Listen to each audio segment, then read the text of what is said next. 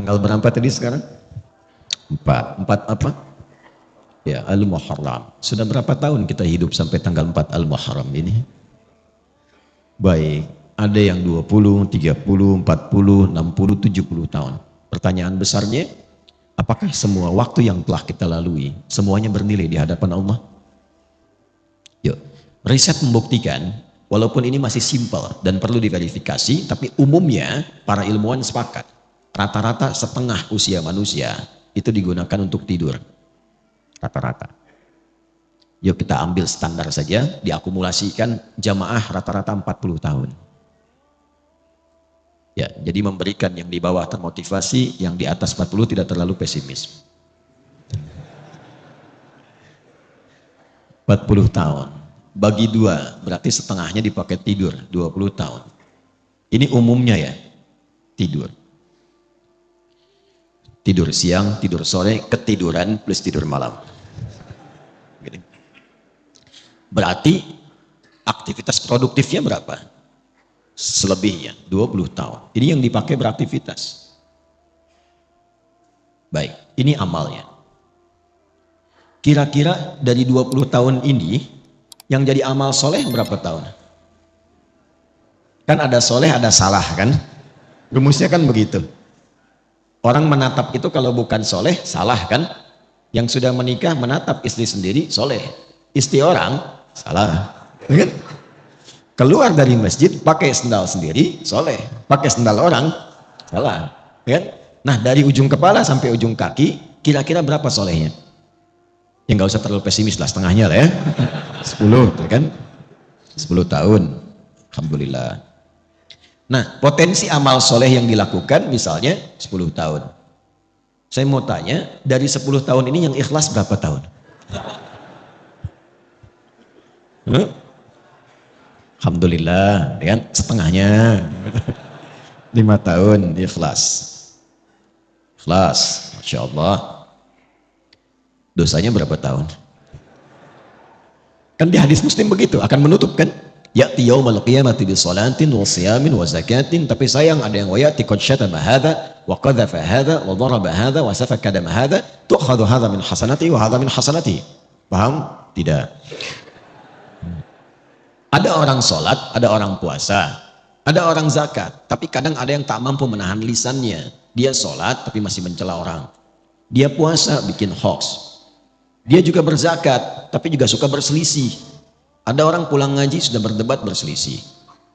Ada orang kemudian melakukan perbuatan baik tapi juga ada yang menumpahkan darah. Wasafaka dama hadza. Ini kalau Nabi memberikan isyarat pasti terjadi.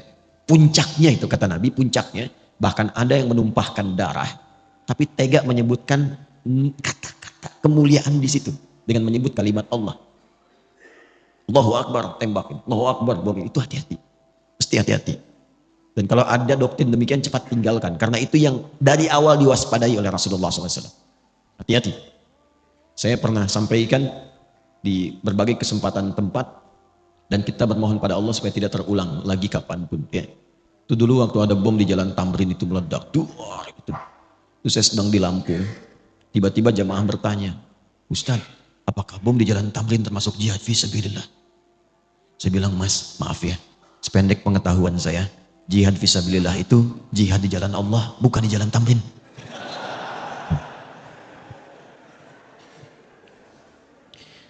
Ya, jadi kalau kita mengukur-ukur kesalahan, rasanya hidup itu pesimis. Kalau kalkulasinya manusia. Tapi kalau kita kembalikan pada hukum Allah, makanya kalau rajin ngaji itu hidupnya cerah. Alhamdulillah di situ ada taubat. Kebayang nggak orang sudah bunuh 99? Dia genapkan jadi 100. Tapi kemudian dia taubat. Cuman menempuh perjalanan ke majlis ilmu supaya mendapat bimbingan seorang syekh untuk taubat. Di jalan dia istighfar, di jalan dia istighfar. Tiba-tiba di tengah-tengah, cuman jarak lebih sejengkal, dia meninggal. Itu diterima taubatnya oleh Allah. Ketika diterima dihapuskan dosanya. Sejengkalnya ini amal barunya. Sejengkal itu yang mengantarkan dia ke dalam surga. Itulah yang menurunkan beberapa ayat dan hadis-hadis Nabi Muhammad SAW. Ayatnya di Al-Quran semisal An-Nisa ayat ke-100, hadisnya banyak yang viral. Imam An-Nawawi sampai memasukkan bagian dari itu dalam hadis yang keempat di Al-Arba'in An-Nawawiyah. Masih ingat kan? Seakan-akan ada orang kayak divonis mau masuk neraka, tinggal sejengkal, sehasta ke neraka itu. Ternyata dia melakukan amalan yang diridhoi oleh Allah dan memasukkan itu ke surga. Masih ingat?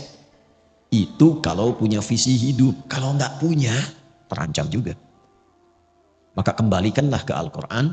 Bagaimana kita menata yang akan dikerjakan dan menutup yang telah dilakukan yang salah-salah. Mengambil bekal sisa dari yang soleh untuk menatap ke depan. Inilah yang akan kita bahas setiap berganti tahun dengan mengacu kepada Al-Quran surah ke-9 di ayat 36. Dan ini harus dilakukan setidaknya setiap tahun berganti. Walaupun idealnya setiap hari. Setiap hari. Tapi kita tarik dulu dengan berganti tahun, ini kita akan arahkan. Yuk menyusun kurikulum hidup dalam setiap pergantian tahun baru. A'udzubillahi minasyaitonirrajim. Bismillahirrahmanirrahim. Kita mulai. Inna iddatash syuhuri 'indallahi 12 syahran fi kitabillah. Yauma khalaqas samawati wal ardh. Minha arba'atun hurum. Dzalika ad-dinul qayyim. Fala tadhlimu fihinna anfusakum. Stop sampai situ dulu. Di kurikulumnya. Inna harfu nasbin wa taukidin tansibul isma wa tarfa'ul khabara mabniyun 'ala al-fathi la mahalla lahu min al-i'rab. Inna itu huruf yang digunakan dalam bahasa Arab, fungsinya menegaskan informasi. Yang menunjukkan informasi ini tidak main-main, isinya serius.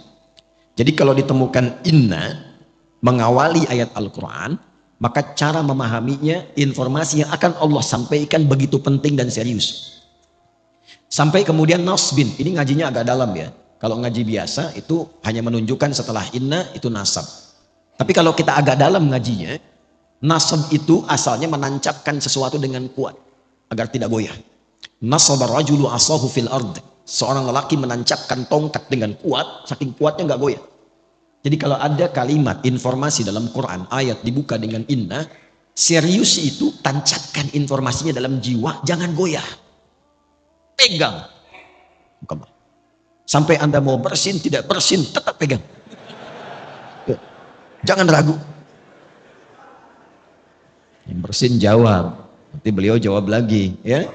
Orang bersin kemudian mengatakan yarhamu Allah. Antum jawab apa? Itulah indahnya Islam. Tidak ada kegiatan kecuali dengan kebahagiaan, kebaikan dan doa. Jadi kami waktu belajar ada yang bersin. Kemudian dia bilang kan yarhamukallah. Kata dosen kami, yahdini awalan tsumma antum. Semoga Allah memberikan hidayah pada saya dulu baru kalian. Yuk sini. Tancapkan ini dalam jiwamu. Apa yang ingin Allah sampaikan? Ini saking pentingnya. Aku sejak mencipta langit dan bumi, kata Allah, telah menetapkan aturan bahwa semua kehidupan yang akan dijalani, kita tarik ke bumi dulu, itu akan berlangsung dalam setahun 12 bulan. Jadi komposisi waktunya 1 tahun itu berapa? 12 bulan. Dan ini Anda hanya akan temukan dalam Al-Quran, dalam konteks kitab suci. Atau mungkin kitab yang disucikan. Cuma di Al-Quran yang tegas menyebutkan setahun berapa? 12 bulan. Dan bukan hanya informasi, tapi dengan isyarat desainnya. Apa yang harus dikerjakan dalam masa itu. Romawi dulu pernah memberikan satu tes hipotesa kalau dijadikan 13 bulan. Ternyata nggak seimbang. Dikembalikan pada 12 bulan. Kemudian Allah meminta kepada kita untuk mengatur. Sejak langit dan bumi diciptakan, desain kehidupan itu setahun 12 bulan. Kalau Anda ingin tahu ketentuan yang lurus dalam agama, dalam konteks ini disebut din. Din itu yang menunjukkan pada kebaikan. Din itu yang mengatur supaya tertata. Kenapa din itu dinamakan dengan din, kemudian disebut dengan Islam? Inna dina indallahil. Seakan memberikan kesan, Islam itu bukan cuma agama. Agama itu kan bahasa Sanskerta, tidak rusak kan? A-nya tidak, agama itu rusak, menjaga supaya tidak rusak. Nah, din itu maknanya lebih daripada itu. Kenapa disebut Islam? Ingin memberikan kesan ketika Anda mengaku Muslim, agama Anda apa? Islam. Itu bukan sekedar nama, tapi dengan Anda menjadi Muslim, mengikuti tuntunan Islam, maka menjaga Anda supaya hidupnya tertata, supaya terarah, hidup berkualitas. Makanya orang dulu masuk Islam itu hidupnya lebih berkualitas, lebih baik. Silahkan cek. Kalau dia penuntut ilmu, pasti pasti ilmunya meningkat, jadi lebih pintar, bahkan jenius. Kalau dia pebisnis, pasti ketika masuk Islam dia tidak akan pernah kaya, pasti, tapi akan menjadi pribadi yang kebangetan kayanya. Betul, standar. Itu pebisnis muslim itu kalau dagang nggak pernah balik modal, selalu balik untung.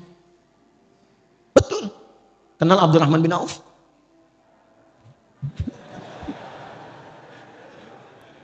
Saya nggak akan tanya kenal di mana. Saya itu riset ilmiah. Ini dipertanggungjawabkan dan disidang oleh profesor-profesor di satu kampus. Singkatnya begini, saya riset perbandingan pra-Islam dengan pasca-Islam. Abdurrahman bin Auf, singkatnya saat masuk Islam, itu dalam bisnisnya yang berkah itu, kalau dikonversi ke sekarang, aset dan semuanya, itu nilainya 72.000 triliun. Elon Musk belum ada apa-apa. Dan baru turun kemarin jadi 2.800-an. Jeff Bezos 1.800-an triliun. Itu belum ada apa-apanya baru kaya. Abdurrahman bin Auf itu kebangetan kayanya. Kebangetan. Kapaknya terbuat dari emas. Tapi masuk surga juga. Ya, daripada miskin gak jelas kan? Luar biasa. Jadi semua orang tuh jadi orang hebat. Terus yang tadinya itu angkuh jadi orang yang tegas. Yang sombong jadi tawadu. Semua berubah. Itulah muslim. Jadi kalau hari ini ada yang mengaku orang Islam, kok bisa kata-katanya menjadi kotor? Kakinya melangkah pada yang tidak baik. Masa depan tidak tertata. Nggak tahu kegiatan apa yang mau dikerjakan. Berarti ada yang belum sempurna dalam keislamannya. Nah ini yang menjadikan kita diminta oleh Al-Quran, coba tata supaya lurus. Dzalika dinul qayyim. Qayyim itu kan lurus, tegak, berkualitas, benar. Sifatnya disebut dengan qiyam. Orangnya qaim, yakum. Setiap mau sholat kita akan ada iqamah kan? Aqama yuqimu, supaya sholatnya benar, lurus, tertata, safnya lurus. Itulah muslim. Itulah muslim. Nah singkatnya di ayat ini, gambaran cepatnya orang Islam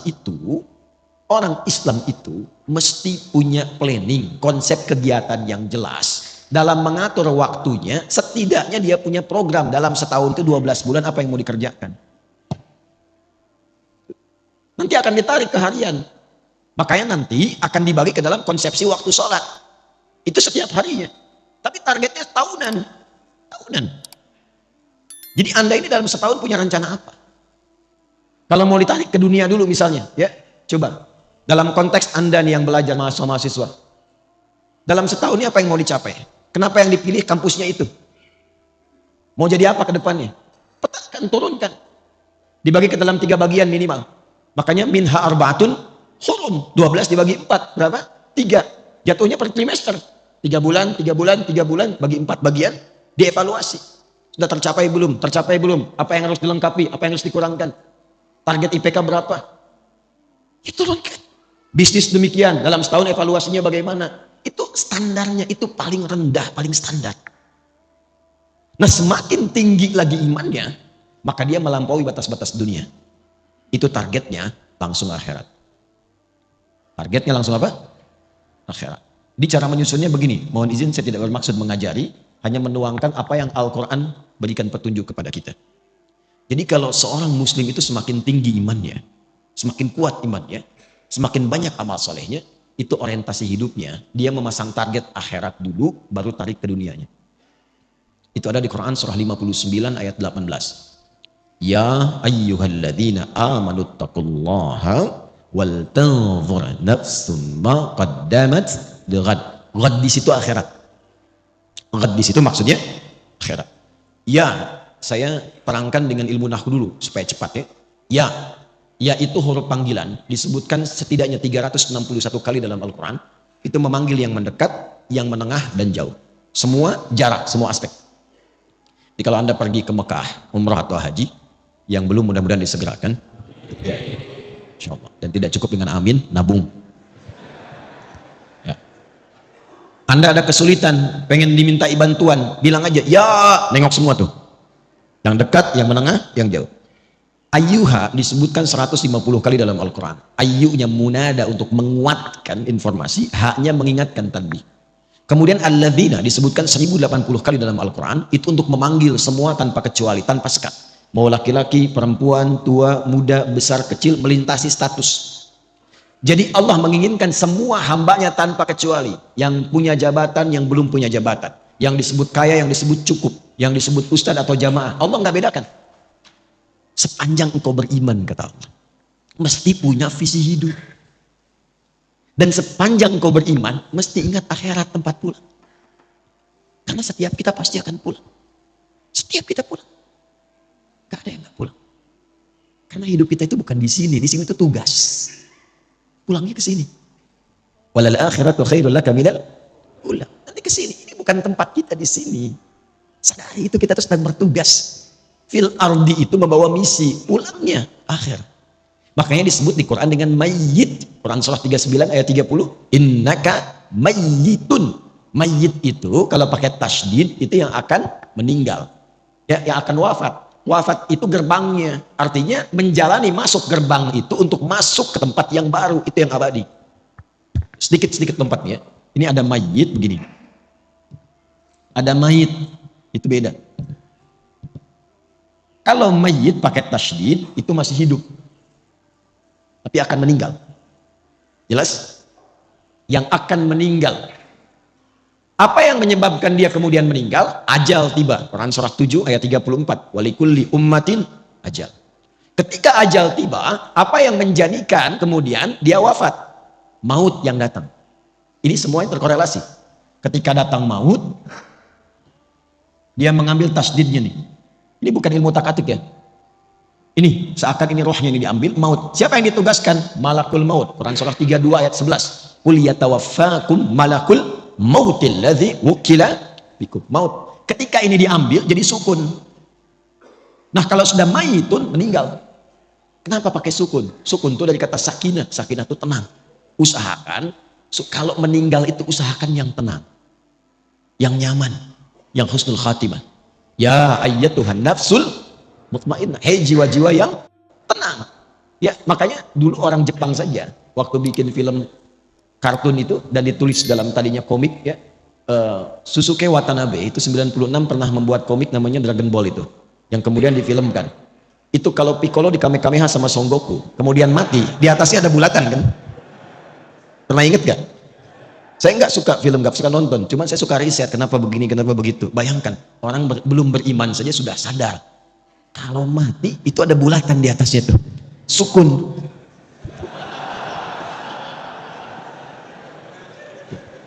Enggak. Tuh. Coba nanti yang belajar bahasa Arab agak dalam belajarnya. Itu di bahasa Arab itu harokat pun ada artinya. Harokat. Kenapa sukun, kenapa fathah, kenapa dhammah, kenapa kasrah, itu ada artinya. Jadi kalau panjang waktunya bisa saya bahas. Tapi karena terbatas kita fokus. Kita sampai jam berapa? Insyaallah, tidak ada masalah. Anda silahkan sampai zuhur. Saya 6:04, saya pamit. Dan nanti kapan-kapan lagi lah, kapan-kapan. Insyaallah ya. Tapi saya punya cerita singkat dulu. Jadi satu kali saya ke Garut, ini kisah nyata. Lalu dihidangkan, Ustadz, ini sukun katanya. Saya bilang bukan Pak, ini kasrah. Kalau sukun dia masih di atas, bulat. Begitu jatuh ke bawah, itu kasrah. Bapak belah-belah begini, itu fathah. Kalau udah kumpul dhammah. Maka dia pulang ke istrinya, kembali ke dapur, dia katakan, "Mah, kata Pak Ustadz bukan sukun, ini kasrah." Ini kisah nyata ini. Kembali sini. Semakin tinggi imannya dan dia sadar, ya ayyuhalladzina, pakai alladzina, kita ini akan wafat. Dipanggil oleh Allah imannya. Dipanggil, harus punya visi. Baik engkau yang merasa imannya itu, maaf, lemah sehingga jauh dari Allah. Ya, kan orang lemah itu kalau lemah iman, rasanya malu kalau mau ibadah, seakan jauh. Ya kan? Mau ngaji malu, mau ke masjid malu, gitu ya. Ada yang standar menengah, standar. Ada yang kuat, saking kuatnya, Masya Allah cepat. Ilustrasi gampangnya, itu waktu sholat. Kalau ingin kita mengukur tingkat kekuatan iman, gampang, cek dalam sholat. Itu standar Quran. Quran surah ke-8 ayat kedua. Innamal mu'minuna alladzina idza dzukirallahu wajilat qulubuhum. Sungguh insan beriman itu bisa dicek standarnya. Kalau disebutkan nama Allah, ada getaran dalam jiwanya. Konfirmasi iman. Nah, Allah menyebutkan namanya itu lewat muadzin dalam adzan, dipanggil adzan itu Adzan dari kata udhun, telinga. Kenapa disebut adzan? Karena lafaz ini satu-satunya yang akan sampai ke telinga 24 jam berputar. Diperdengarkan nama Allah setiap berganti waktu. Baru bangun disebutkan, siang disebutkan, sore disebut, sampai malam. Untuk dilihat standar iman dalam sehari itu bagaimana kualitasnya. Karena kata Nabi, nanti ada yang yusbiqu mu'mina wa yumsi kafirah. Akbar. Ya. Kita ambil misalnya zuhur jam berapa? Subuh jam berapa? 4.24, 4.22, terjadi perbedaan pendapat. Ya kita ambil pas dekat komat lah, 4.25 misalnya. Nah ini kalau adzan 4.25, Allahu Akbar, Allahu Akbar, Anda langsung sadar, ya Allah adzan, saya siap-siap. Nah itu kualitas imannya standar. Standar. Belum kuat. Tapi kalau dari jam 4 Anda sudah siap-siap, belum dipanggil, sudah ada getaran untuk merespon. Itulah iman yang kuat. Tapi kalau dipanggil 4.25, Anda baru sadar 5.24. Nah ini yang dimaksud, teman. Tapi ketika berbicara tentang visi dan misi hidup, Allah tidak bedakan. Dipanggil semuanya. Hei baik yang merasa imannya masih lemah, yang menengah ataupun yang kuat. Itu Masya Allah. Allah panggil semua dengan engkau mengerjakan ini. Yang lemah akan jadi kuat, yang kuat semakin rekat, dan yang menengah akan semakin dekat dengan Allah Subhanahu wa taala. Wal tanzur nafsum ma qaddamat. Engkau harus punya visi untuk pulang. Jangan-jangan dunianya nyaman, akhiratnya terancam. Maka cara menyusunnya begini. Nah ini yang paling penting.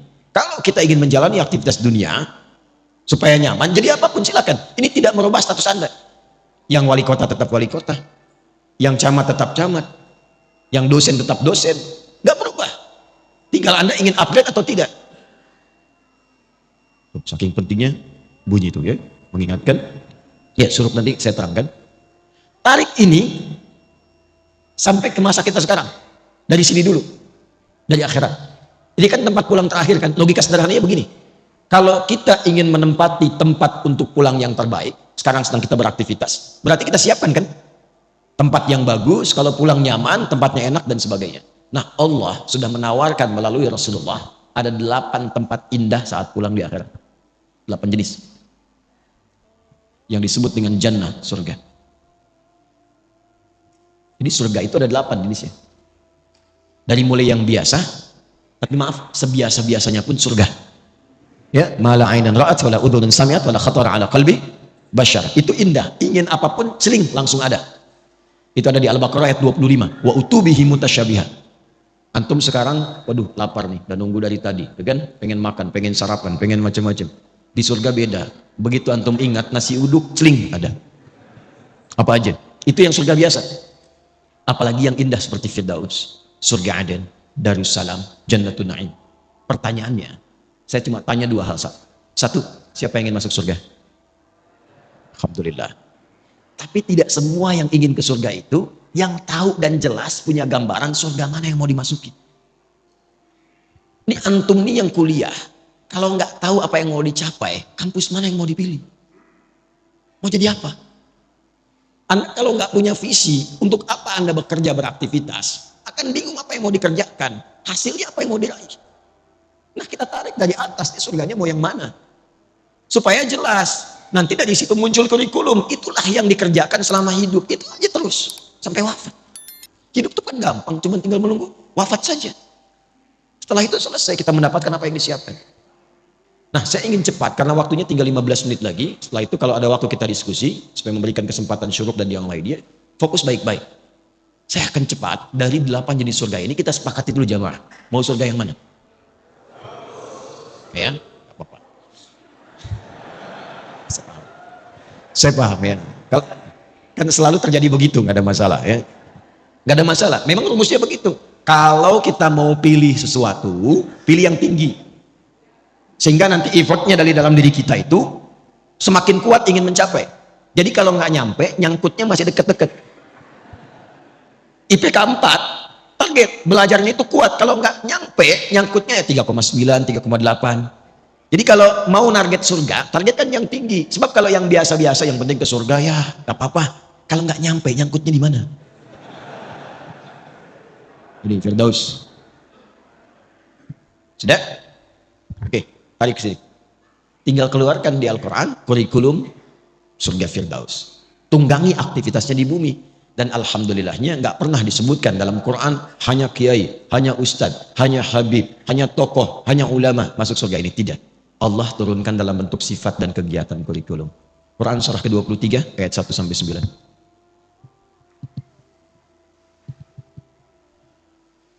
Qad aflahal mu'minun alladzina hum fi salatihim, terus sampai Anda dapatkan, perhatikan, ulaika humul warithun alladzina yarithuna al-firdausa hum fiha, dan itu pakai alladzina. Semua berpeluang masuk ke surga situ.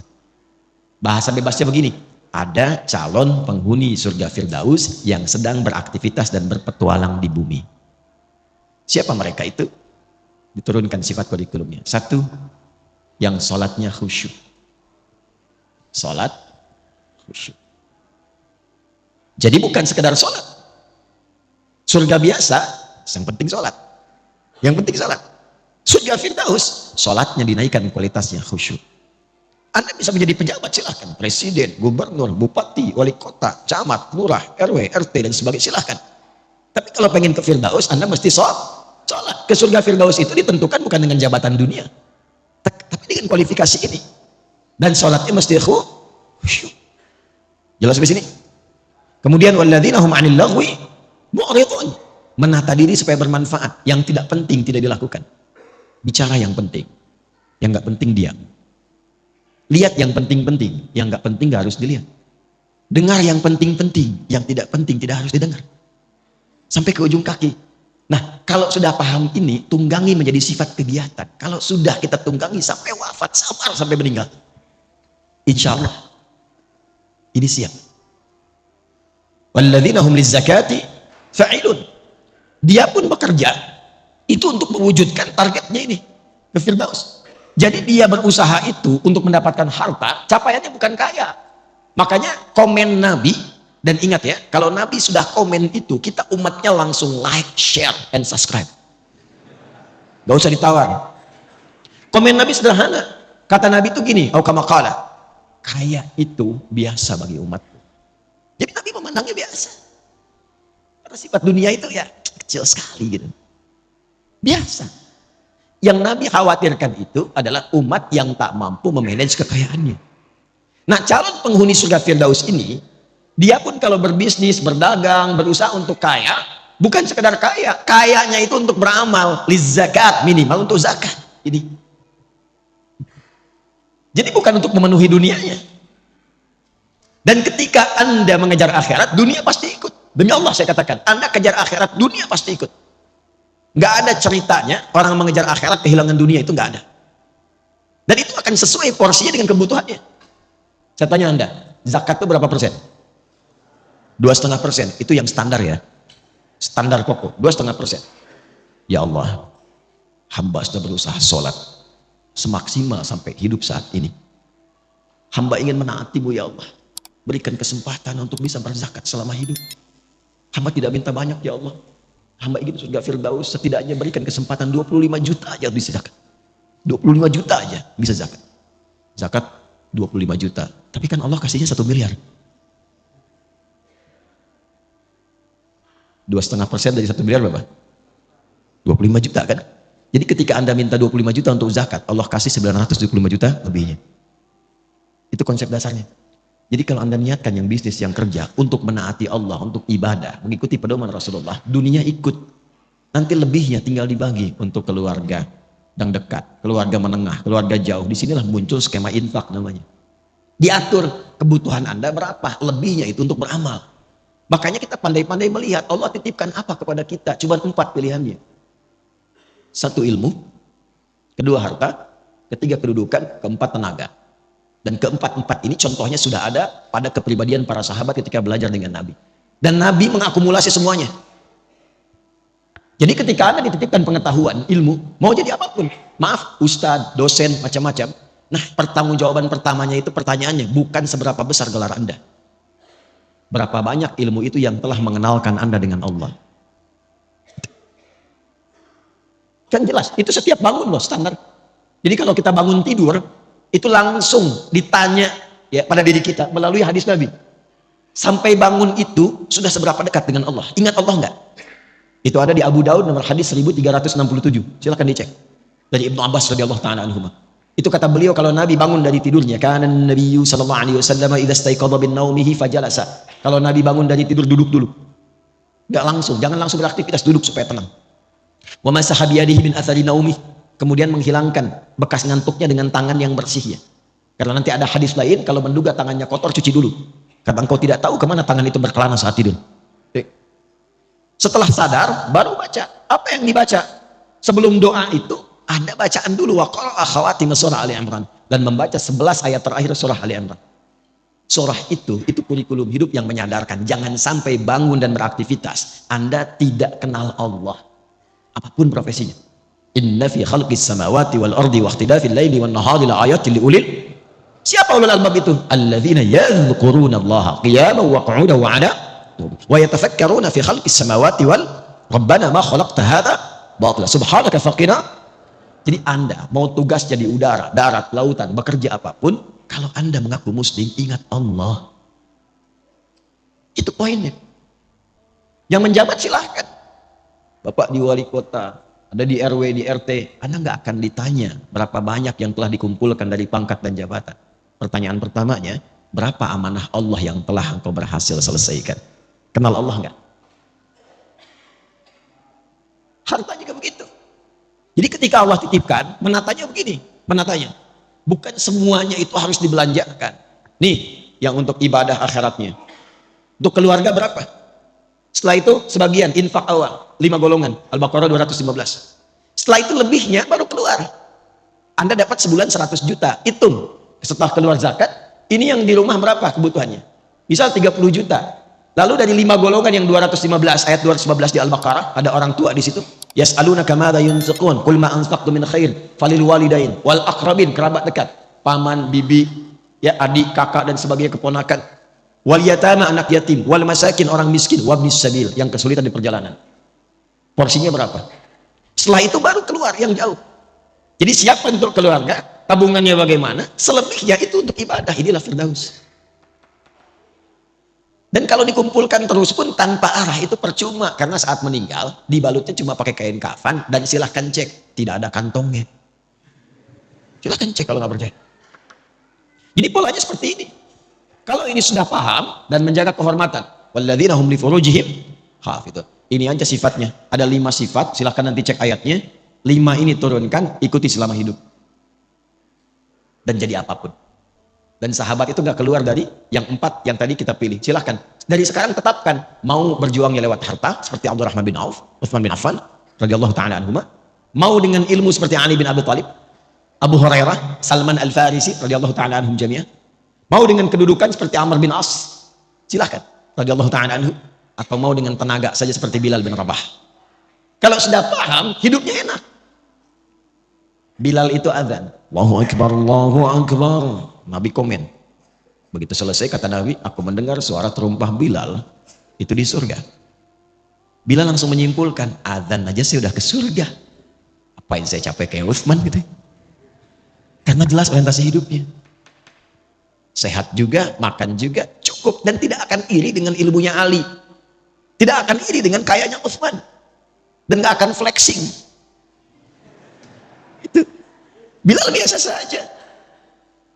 Bilal itu sepeninggal Nabi itu dicari oleh orang-orang untuk diangkat jadi hakim agung dengan gaji yang sangat tinggi.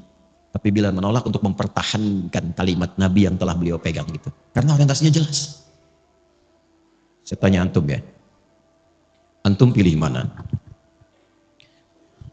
Subuh di Masjid Ar-Raya atau diajak olahraga dikasih hadiah 10 juta?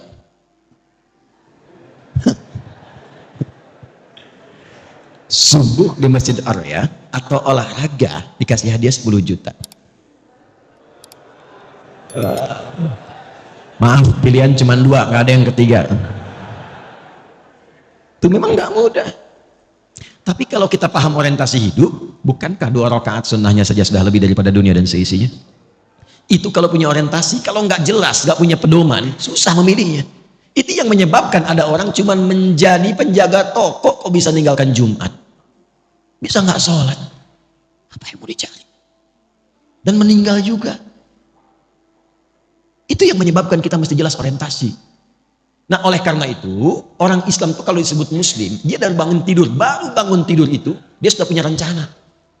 Nih, saya petakan dengan cepat ya. Kita bangun tidur baca doanya bagaimana? Alhamdulillahilladzi ahyana ba'dama amatana wa ilaihin. Baik, hadisnya riwayat Mu'adz bin Jabal dan Jundub bin Junadah. Di Al-Bukhari kita temukan. Fokus. Tapi tidak semua yang baca itu paham maksudnya. Alhamdulillahilladzi ahyana. Ya Allah, terima kasih. Segenap ucapan syukur hamba ucapkan syukur kepadamu yang telah memberi kesempatan hidup sampai detik ini. Dan diberikan kesempatan hidup ba'dama amatana. Setelah tadi diwafatkan sementara. Tapi kalau bahasa bebasnya begini, kalau kita ngaji tahu isinya, itu bahasanya begini, ya Allah, bila pun ajal hamba tiba saat tidur tadi, bisa engkau langsung wafatkan. Tapi engkau memberikan kesempatan hamba hidup kembali sampai ajal tiba. Wa ilaihin nusyur. Maka hamba berjanji tidak akan menyia-nyiakan kesempatan hidup sekarang. Hamba akan cari bekal untuk pulang menghadap kepadamu. Itu kalimatnya. Karena itulah ketika bangun dipanggillah oleh Allah. Dalam sholat pertama kita menghadap. Kenapa menghadap? Kita minta bimbingan taufik dari Allah supaya nggak salah langkah. Maka disebutlah kemudian sholatnya dengan subuh. Sifatnya disebut dengan fajar. Apa itu subuh? Dari kata asbah. Asbah itu sesuatu yang siap dengan rencana. Wasubhi idza tanaffas. Quran surah At-Takwir ayat ke-18. Wasubhi idza tanaffas. Dan demi waktu subuh kalau sudah tiba, kita mesti punya rencana yang jelas berdasarkan nafas yang kita lalui. Makanya matahari pun mulai memancar, tumbuhan mengeluarkan oksigen, semua manfaat. Orang Arab kalau ditanya kaifa asbahtum, maksudnya apa kabar anda hari ini dan punya rencana apa? Jadi jangan sampai ada orang Islam bangun dari tidur, dia nggak jelas jam 7 apa yang mau dia lakukan, jam 8 apa yang mau dia kerjakan, jam 9 akan ada di mana, zuhur anda mau sholat di mana, berapa ayat yang sekarang akan dibaca hari ini, berapa infak yang mau dikeluarkan hari ini. Katanya pengen firdaus, baca Quran aja nggak sempat. Apa yang mau disiapkan? Nah, itu yang mesti dilakukan. Sehingga sholat yang kedua disebut dengan zuhur. Zuhur itu izhar, terang, jelas. Udah jelas belum hasilnya dari subuh sampai siang ini dengan rencana tadi? Kalau belum jelas, hati-hati, nanti rugi. Muncul waktu asar. Asar kan identik dengan kerugian. Wal asr, innal insana lafi khusr. Kalau nggak disiapkan dengan rencana amal soleh, nggak sabar menjalaninya, bisa rugi. Karena tahu-tahu maghrib aja. Dan isya. Ada isya, ada asya. Asya itu sibuk beraktivitas. Kalau jatuh jadi kasrah, selesai aktivitas dan selesai tertidur. Kita tidak tahu apakah malam itu yang mengantarkan kita pada gerbang kehidupan akhirat. Nah ini setiap hari itu tertata. Nanti dari situ dibuat kepakanan. Makanya tawaf 7 kali. Ini bukan utak-atik, ini nyambung semua nasabnya. Dan terkorelasi. Setelah itu bulanan. Makanya kita itu ada bimbingan harian, bimbingan pekanan dalam Jumat, bimbingan dalam bulanan, sampai tahunan puncaknya haji bertemu semua. Untuk saling mengenal. Nanti setiap ganti tahun itu kita evaluasi. Apa selama ini yang menghambat kita kurang dekat dengan Allah? Mau sholat itu susah, mau baca Quran sulit, mau infak keluar, harta udah dikasih banyak, ke infak juga. Sederhana. Mungkin ada yang haram yang masuk dalam tubuh kita. Ada yang haram yang masuk dalam tubuh seseorang. Ya. Atau ada perilaku maksiat yang harus ditinggalkan.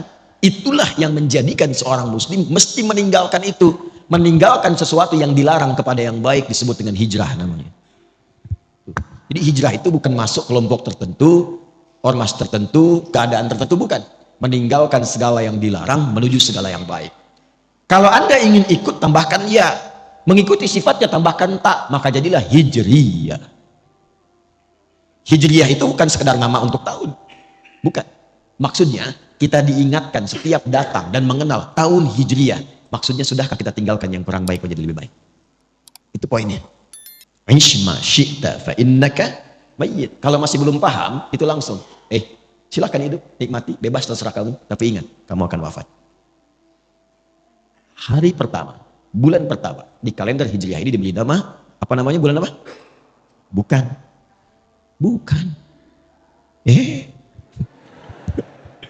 Saya tanya apa Muharram? Bukan,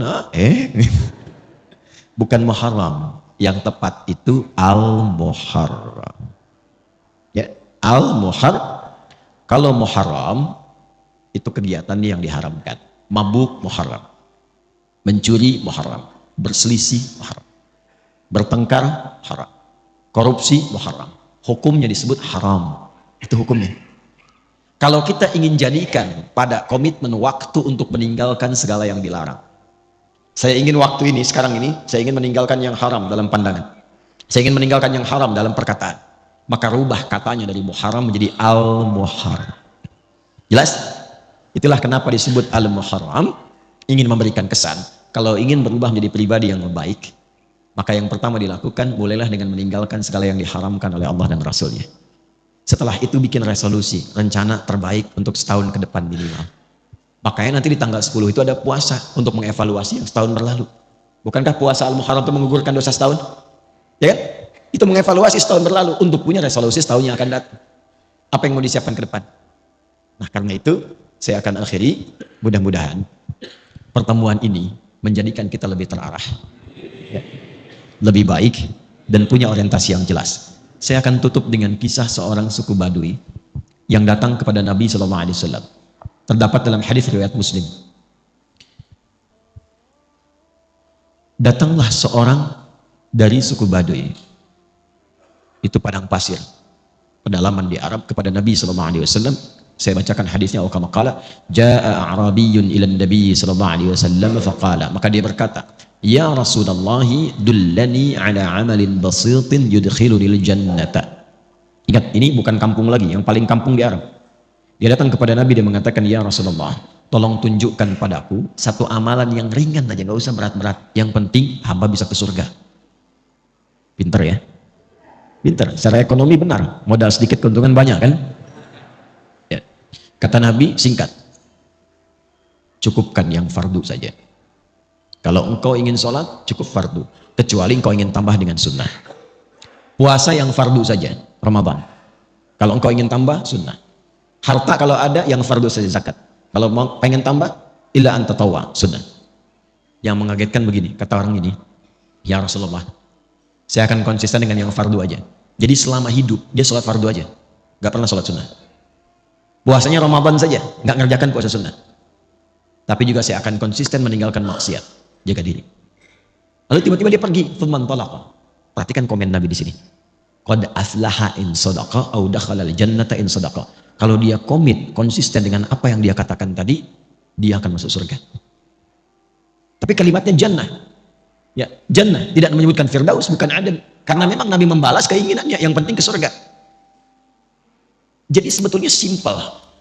Dia mengerjakan kegiatannya yang sederhana, yang biasa-biasa, tapi visinya tinggi. Nah, cuman dia mengetahui keadaannya. Dia paham, dia itu nggak sanggup sholat sunat tahajud, karena tinggalnya nomaden, pindah-pindah. Kadang-kadang malamnya ada badai, terganggu. Maka dia komit dengan yang fardu, dia mungkin tidak kerjakan sunnah, tapi dia tinggalkan maksiat.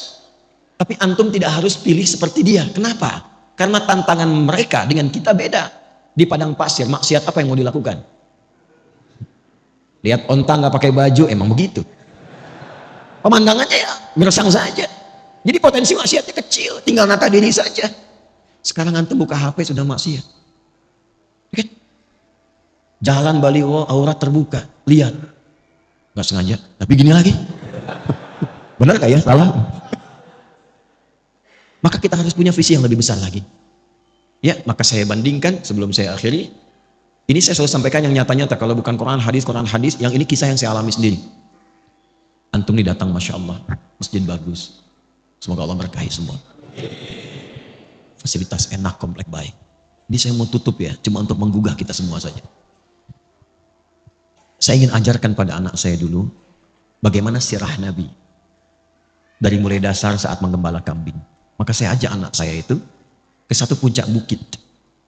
Karena saya dengar ada orang soleh memelihara kambing. Saya ajak dengan istri, dengan keluarga, situ. Singkatnya sampai di atas, Masya Allah itu orang luar biasa. Tinggal di perbukitan, tapi ketika datang tamu semua diada-adakan. Padahal pendapatan ketika saya tanya cuma 100.000 per bulan. Tapi rasanya mewah. Kebahagiaan terpancar. Saya lihat, di mana kambingnya saya ingin lihat. Oh di sana Gus katanya. Saya datang. Begitu saya lihat bersih kambingnya, bagus. Tapi yang membuat saya agak heran itu mulutnya ditutup pakai potongan dari plastik botol minuman. Saya nggak sebut merek ya supaya tidak endorse. Jadi kalau ada begini dipotong tapi yang agak besar tuh, ditutup mulutnya. Itu saya tanya tegas sekali, ini kenapa kambingnya? Kok ditutup, sakit? Perhatikan jawabannya. Bukan Gus, katanya. Ini kambing baru datang. Di tempat saya beli, saat saya mulai beli itu, aukamakala, saya tutup mulutnya pakai bagian dari botol itu supaya saya jaga di jalan sampai ke sini dia tidak memakan yang bukan haknya. Itu saya diam. Berapa detik saya menangis. Anda lebih berhak mendapatkan rahmat Allah. Saya mengajar sekian hadis, mendatangi pengajian hanya untuk menerangkan hadis ini. Anda bahkan mempraktekannya pada hewan yang Anda gembalakan. Jadi bayangkan, orang yang dianggap biasa, mungkin hartanya sedikit, yang jarang ngaji ke tempat yang mewah-mewah begini, mulut kambingnya aja ditutup. Kenapa Anda yang sudah Allah berikan fasilitas luar biasa, ngajinya enak, keadaannya nyaman, fasilitas mewah, hanya untuk menjaga lisan saja, kadang-kadang kita tidak mampu. Bertakwalah kepada Allah karena kita akan meninggal. Wafatlah dalam kebaikan. Tibalah seorang yang sangat luar biasa, istrinya juga luar biasa, anaknya luar biasa, kerjanya biasa, sederhana. Tapi ketika dikunjungi dia mengatakan istrinya, Abi alhamdulillah kalau pulang bawa rezeki banyak sekali. Setelah saya cek 500.000 sebulan. Apa yang dikerjakan suaminya? Kerja serabutan sana sini. Tapi kalau datang tamu semua ada. Tanpa Anda sadari, istrinya hafal Quran 7 riwayat. Suaminya hafal Quran, anaknya hafal Quran. Keluarga itu ahli Quran yang menikmati hidupnya hanya untuk menunggu jumpaannya dengan Allah Subhanahu wa taala. Sifat apapun bisa kita kerjakan, tapi pilihan bisa kita pilih untuk menentukan bagaimana akhir kehidupan kita. Jangan sampai satu Al-Muharram itu cuma jadi kumpul-kumpul, datang kembang api lebar, tertawa, gembira, akhir tahun, foto-foto, bikin konten, tapi tidak jelas kehidupan untuk kembali pulang. Semoga Allah memuliakan kita, ya, memaafkan kita, mengampuni dosa-dosa kita. Saya meminta maaf karena ada satu di antara jamaah yang tinggal di Bekasi, ibunya pun orang saleh, insya Allah baik, meninggal dunia dan dimakamkan di Batu.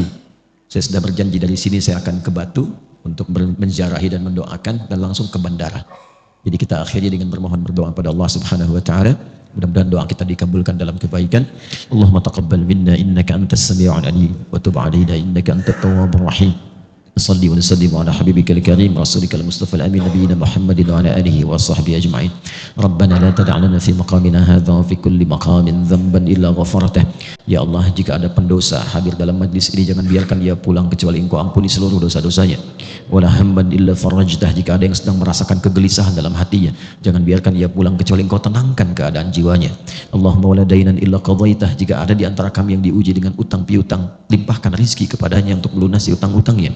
Allahumma wala asiran illa yassartah, ya Allah, Engkau maha mengetahui.